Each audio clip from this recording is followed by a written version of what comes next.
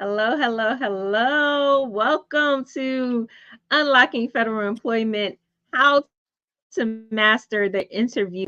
I am your host, Dr. Ebony Gray, with my co-host, Dr. April D. Dobson, and we are going to jump right into it. So first of all, April, do you want to introduce yourself and do you have anything you want to say tonight? So, good evening, everyone. Thank you, Dr. Ebony, for that wonderful introduction. For those of you who are not familiar with me, I am an author, I am a public speaker, I'm an educator and an entrepreneur, and I also have served in the public sector for almost 25 years. So I started my career in the Air Force on active duty. I've had the pleasure of continuing public service post military and have been a presidential management fellow and have been able to serve at a variety of federal government agencies. And I also am an educator. I have been an adjunct faculty member for CTU for over 7 years. And I'm just thrilled that I can use my expertise as a consultant, as an author, as a public servant to just help so many people in so many different ways. So I'm excited that Dr. Ebony and I have an opportunity to talk to all of you tonight about some tips for interviewing and about our newest book. Yes, so speaking of that, we have some groundbreaking news. We are set to launch a guide to unlocking federal employment on April the 7th. As of today, you can purchase your pre-sales on Amazon. We'll drop the link so you can go ahead and purchase your book and get access to all this knowledge between the two of us on how you can simplify the process to federal employment, unlock federal employment, and actually get in the door. We are super excited. This is our labor of love. We put our blood, sweat, and tears into this book, and we're giving you everything. We're going from the beginning to talking about the different branches of federal government, talking about how you can network to maximize your net worth to get into the federal government, all the different special hiring authorities, the interview process, how you can develop after you get the job, right? Because once you get the job, that's all great. But what do you do once you land the job, right? To grow in your career? We're giving all of it to you, everything, even the future of the government, so you can understand where we're going. So we are so excited to just give you all the information, to give you all the knowledge, and to help you unlock those doors to federal employment. April, do you want to add anything to that? Yes, and we also talk about being able to align your purpose, your passion, your skills, aligning all of that so that as you are preparing to either transition into a federal government role, as you're seeking those opportunities, or as you're preparing to grow your career in the federal government, for many of you who might already be of amongst the millions of people who the federal government employs, it's important to ensure that you're not just seeking opportunities, but that you're aligning that with your purpose. And so we talk about that in the book. We have a lot of insight on how to seek out opportunities. We talk about various resources, ways that you can network. So there's just an abundance of information that is available. And so we walk you through some key tools that will help you to either identify your appropriate career or to continue to develop in advance. And so we're very excited that we can share that resource with all of you, and we encourage you to avail yourself of your copy by going on to Amazon and pre-ordering. It's available now. So Thank you, Ebony, for sharing all of that insight. So, Dr. Ebony, I turn it back over to you. Yeah, so again, please make sure you go out and purchase our book. So again, it's a guide to unlocking federal employment. We will post the links all over our social media so you can grab our book immediately. The pre-sales are already up, so please, please, please go out and buy our book. The official ebook will be available on April the 7th. So we thank you. And we'll have three versions. We'll have the ebook, the printed soft copy, and the hard copy for our book. So this is for you. And we want to share this with all of those that are transitioning from one profession to the next, trying to get into the federal government, for the students, for the military spouses, the military veterans transitioning from military service into the federal government. This is for you. So invest in yourself, invest in your professional development, and let us help you enter those doors for federal employment. Now, with that, one of the pain points for most that are trying to enter federal employment. So you've gotten through the application, you got referred, you get the call to get the interview. So tonight, Dr. April D. Dobson is going to give you the inside scoop of what to expect when you are being interviewed for a federal position. How can you best prepare? How can you put forth your best face, right? So that way you can get in the door, and how you can navigate the interview process. So to help simplify the interview process for you. So Dr. Dobson, let's jump right in. Absolutely. What Absolutely. is some advice that you would like to give to those who are currently about to interview for that position in the federal government? Absolutely. Thank you, Dr. Ebony. So, because there's such a myriad of federal government agencies, every agency and organization has a different approach to their interviews.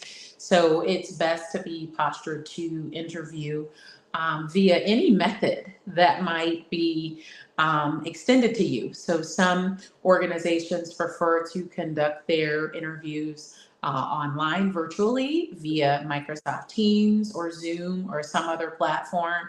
So you want to ensure that you have the appropriate device for that virtual interview. And you know, the great thing about technology, you can use a smartphone for an interview, for Teams, for Zoom, and a lot of other platforms that might be utilized for interviews.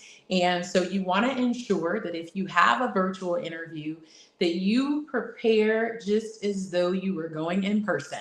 And we're going to talk about the attire for the interview a little bit later. But one of the things that I'll highlight now is, as you can see, since Dr. Ebony and I are providing this podcast virtually, we have professional backgrounds. You can opt to use a virtual background, or you can opt to use your own background, as long as it's not distracting and as long as it is professional. And you want to ensure that your attire is appropriate for an interview. And like I said, we're going to talk about that later. But you want to take a look at how your video is positioned. Check ahead of time, right? To make sure the audio, the video, all of those things are as they should be, that you're coming across and you're presenting yourself in a professional manner if you're going to interview via video. So check the connection ahead of time. Ensure that you arrive early, just in case there's any technology challenges. You give yourself the appropriate time to overcome that. You might be asked to interview via phone. So you want to make sure that if you're using a mobile device, that you are remaining connected, that you're not in a place where you lose reception.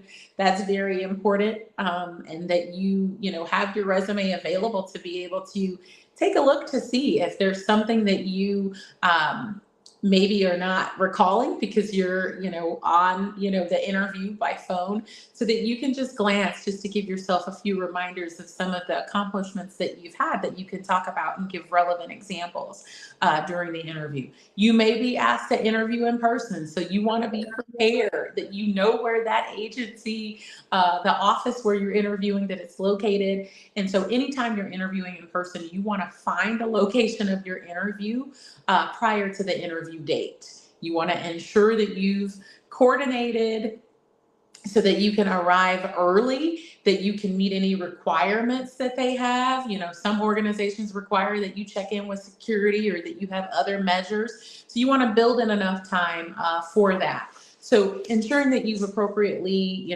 prepared for the interview. And going into the preparation, you want to ensure that you're postured to answer some common interview questions. Behavioral questions are typically what's asked, but you want to be able to ensure that the requirements for the position that were listed in the vacancy announcement, that you're able to address those areas. Every vacancy announcement will give insight on how you'll be evaluated for that particular announcement. So you can go back to look to see what the requirements are and be able to speak to that in the interview, be able to speak to how your skills, your experience, your knowledge, everything that you've done, how it applies to the opportunity that you're interviewing for. And certainly you want to be prepared to give a strong elevator pitch. So 30 to 60 seconds, a strong introduction about yourself, some of the things that you've accomplished professionally, and how you can bring value to the organization. And so you want to be prepared to do that. So definitely want to be prepared to answer questions using the STAR method. What was the situation? What was the task? What actions did you take? And what was the result? You want to be able to ensure that the skills, what you bring to the table, that is being appropriately demonstrated in an interview. If you received an invitation for an interview, it's because based on your resume, based on your application, the hiring official or whoever is making that initial determination has deemed that you're qualified for that position. So the interview is the time for you to shine, for you to best present yourself and help you to land the job. So those are some things that are essential when you're preparing for an interview. And Dr. Ebony, I know you have some valuable nuggets to share on interviewing as well. So thank you, Dr. Dobson, for that thorough presentation on interview tips. And you said some things that I've actually encountered, right, in real life. So number one, let's get into the video interviews. So you talked about Microsoft Teams. I have known certain agencies like the National Security Agency where they not only do video interviews, but it's recorded. It's like an interactive video interview where you have a certain time to answer the questions and they're monitoring you, right? To see how you're answering the questions, to make sure, that you're relaxed and calm and that you answer their questions within a certain amount of time. That may bring some people anxiety, but I want all of you to know you can Google anything, right? You can Google and say, give me help or advice on how to do these particular interviews. Also, for like NSA and other agencies, if they have something out the ordinary, like the video interview, they'll actually give you instructions, right, on how to be successful at the interview. And you can always come to people like myself and Dr. Dobson and just ask for our help, right? Just ask us questions, ask us to possibly do a mock interview with you so that way you're comfortable. Also, for the questions. So, yes, you look at the job announcement, you look at the requirements for that specific job. You should be looking at that agency's strategic plan. Know the agency, be aware, be able to talk about some of the agency's pain points and how you can help solve them. But also, you can Google that too, right? If you have a certain position, say, what types of questions could I possibly be asked for this specific position? Now, they may not ask you any of those questions, right? But just to get your mind right, your mindset right, so that way you can practice, like practice, practice, practice. Talk to people that work in that specific profession, right? So you're educated, so you do have the background, and make sure you know what you're talking about. Don't go make stuff up. A cybersecurity analyst position and you don't know anything about cyber. Okay. If you read the job description and you don't know anything on that job description, don't fake it until you make it, right? Make sure that you're educated, you're aware. You can take LinkedIn courses, you can take Udemy courses, you can take Google courses so that you can be prepared and knowledgeable about that specific position. And last but not least, let's talk about the dress to impress, right? I want you to see real time. So, this particular outfit that I have on, while it's colorful, it's bold, right? It's speaking about my personality. I absolutely would not wear this to an interview, right? So, some agencies, so you have to understand the agency's culture. Some agencies are suit and tie, right? Gray suit, black suit, white shirt, tie, some agencies are a little bit lax where they just wear a button down shirt, some khakis, very relaxed. You want to kind of understand and know the culture of that organization because you don't want to go in overdressed, right? But you also don't want to go underdressed. What Dr. Dobson has on actually is very respectable. That could be interview friendly. It just depends on, is that agency like a very stuffy, you need to wear the suit and tie, the blazer, the black, the brown, the blue, or can you have a little personality, right? Bring yourself to the front and just have professional attire. That's the benefit of getting to know people, networking, and just again understanding the culture. It is always good practice. Just keep it simple, just keep it neutral. Pull your hair back. Essentially, you want to take away any distractions. Like, again, this type of attire that I have on could be distracting, right? For the interview, it could be a little loud, a little too much, right? And what do you want to say when you're being interviewed? When people see you, right? Do you want to be seen as authoritative, as a leader, as a professional? Think about that as you're picking out your outfit, trying to prepare for that interview.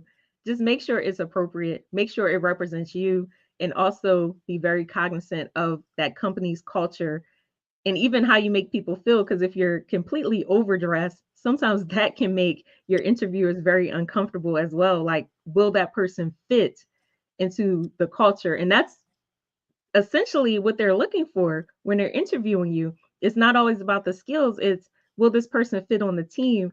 And understand, you're not just being interviewed, you're also interviewing the company. Do you want to be on that team? Do you want to be a part of that company and that culture? Absolutely. And I think you made a very great point, Dr. Gray. You talked about being able to fit into the culture, and every organization, inside and outside of the federal government, they want to ensure, like you said, not only that they're finding the person with the right skill sets, but they want to find someone who fits into the culture.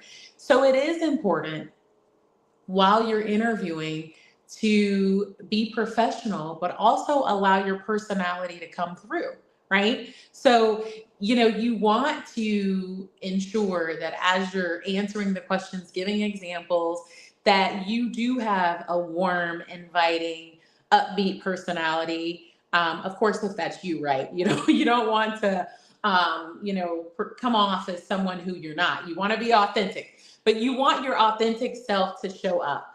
I recall recently there was a situation that I was speaking with a hiring official, and we were talking about just our observations with some efforts. And this particular hiring official indicated that while the individual shared all the right answers, he had the experience that she was looking for, she felt that he might not fit into their culture because she could get no personality from him. She said he was very monotone in the way that he was answering the questions.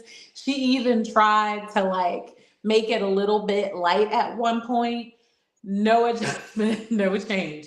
So she was just really concerned that he may not fit into their team, and she did not want to disrupt the dynamic of their team. So it's very important not only that you share your expertise, your knowledge, your insight, relevant examples, but that you also allow the panel or the hiring official, whoever is conducting the interview, to be able to see your personality and have an idea, on who you are, right? So that's just a great point, Dr. Ebony. So thank you Now, so one much. thing, yes, now one thing that we didn't hit on is don't be negative in your interview. So we've all had painful situations in a job. We've all had bad experiences or bad bosses. When they ask you that question about dealing with a difficult boss or how you overcame a challenge, the whole purpose is to explain how you overcame a challenge to see how you deal with challenges. Do not make the spotlight about your bad boss. Just say, I had multiple tasks. I was overwhelmed. I didn't have the resources I needed in order to do XYZ job. Here's what I did to solve that problem. That is what they're trying to see. What is your dynamic with the team? How do you overcome those challenges in a positive way? They do not want to hear about your bad boss. So if you want to talk about your bad boss, put it in a diary, a journal, someplace. Don't even put it on the internet, right? Right. Because again, that reflects on you negatively and may actually prevent you from getting the job. Because think about it, that could be your new boss interviewing you, right? You don't know who's sitting across from that interview table. They don't want you talking bad about them, right? You have a bad day and now all of a sudden you bad mouthing them to another agency. You want to always center that interview around you, around your great attributes, and how you solve the problem and overcome those challenges within your organization. Absolutely. And I really appreciate you highlighting that fact, Dr. Gray, because you mentioned not to be negative in the interview, and you're spot on. That's correct. You mentioned not to be negative on the internet. That is so correct. I actually remember back when I worked at the Pentagon, and there was a director who had the cert. He had his list of people who he wanted to interview, and he went online and looked up one of the individuals who he had on his list to interview, and he went to her Facebook profile, and she had something posted, "This is how I look when I don't get my way." And so from that, he deduced, are you going to have a problem if you don't get your way if we hire you? So he didn't even bother to interview that person. So you're interviewing even outside of the interview. So evaluate what you have online, public and private, you know, just to make sure that there's not something out there that's misrepresenting you. You may not have another opportunity to make a positive impression if you have something on Facebook or LinkedIn or some other place online that does not, really depict who you are. It could be one piece of information at one snippet in time that could have someone draw a conclusion that's not accurate. So you're always being interviewed. And, just think, if you're on your way to an interview and you're in traffic and someone cuts you off and then you shout obscenities or you do something that you should not be doing, and then you And get to that's the your interview hiring with that manager. person and it's the hiring official or someone on the panel. So you want to just make sure that you're properly representing yourself at all times. And then finally, I am sure that there's more things that we could talk about, and there's more in the book that we encourage you. We didn't talk about everything that was in the book. We talked about some things that are in the book. But another thing that's important to keep in mind is you want to definitely be mindful, because you might feel that name dropping is a good idea when you're having an interview, but it is not a good idea because you don't know what perception everyone on the panel has of the person who you're name dropping. And you may not know if a person who's on the panel has a disdain for people who name drop. I actually have another manager who mentioned that someone name dropped, and they made it a point to name drop towards the end of the interview, and they were doing so well. And at that point, the hiring manager said, no, I'm not really into people who want to name drop. So just be mindful of, what you're doing in the interview, what you're saying, how you're representing yourself, and also be mindful of your posture, virtually or in person. That's very important. Body language and posture is very important. You shouldn't be slouching. Absolutely. So you want to be very mindful of your body language and how that comes across in an interview. So, Dr. Ebony, over to you. Yes, be engaged, act like you want to be there, right? Like don't sit there and act like you want to be any place else in the world, and get rid of distractions too. You don't want to have people running back and forth behind you, your kids, your spouse, your dog barking in the background. When you interview, make sure you have a focus space. I don't care if you need to get in the closet and put a background behind you, right? A virtual background. Make sure you have that time and that space to be able to focus and concentrate the interview. And I will say this, following the interview, make sure that you're gracious. You thank everybody on that interview panel, get their names, follow up with the email. So it's not necessary all the time to do the handwritten cards, but I can say some people still appreciate those handwritten cards. So if you can get the address and actually write a note, of course, do it. Be gracious. Anything to make yourself stand out, to show that you really do desire the job. And one great question always to ask is, when will you make the final decision? What's my next steps in this process? So you can be educated, so you know, okay, are they going to take 2 weeks to get back to you? Is it going to take a month? You want to act like you're engaged, that you really want the job, and ask those key targeted questions to the officials. And that's excellent, Dr. Gray. I do believe it's so important to ask all the right questions. And specifically, you want to have a list of written questions, at least 2 questions to ask the panel members going into, the interview.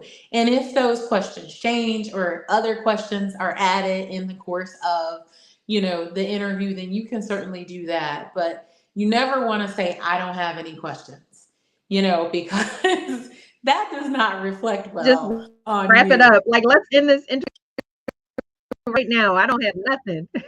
It's But it's that's so always we don't want to give you all the tea. So we're going to wrap it up right here because we want to engage you, right? We're giving you the free tea, the free info, but we also want you to purchase our book, A Guide to Unlocking Federal Employment, out for pre-sale right now. Make sure you buy it and support us. And also it will be formally released on April the 7th. We are going to drop the links everywhere.